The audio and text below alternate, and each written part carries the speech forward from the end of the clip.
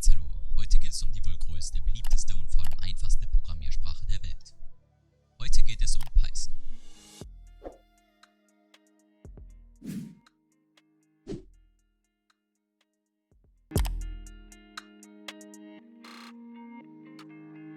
Plenty of teachers who have been teaching Python to high school students at some level.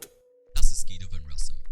1991 entwickelte er eine Programmiersprache, die mittlerweile wohl als größte und vor allem einfachste Programmiersprache der Welt gilt.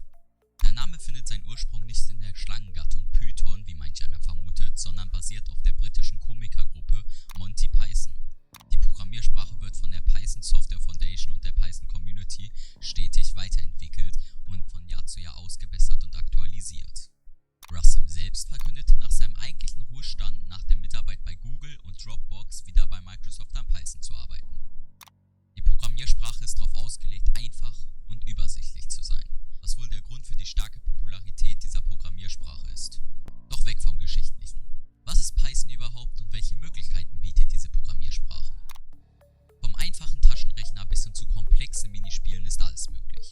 Python bietet die Möglichkeit, mit ein bisschen Code schon viel zu erreichen. Jedoch kann schon beispielsweise beim falschen Einrücken einer Zeile das ganze Programm in Bruch gehen. Das kann zwar als Anfänger auf Langzeit demotivieren, jedoch ist Python, wie schon erwähnt, noch eins der einfachen Programmiersprachen, im Gegensatz zu beispielsweise Javascript oder C++. Python wird daher auch ganz gerne in Informatik unterrichtet, da es sehr verständlich und übersichtlich ist und dennoch großes Potenzial bietet. Auch für Programmierer, die sich Python eigenständig beibringen wollen, ist gesorgt.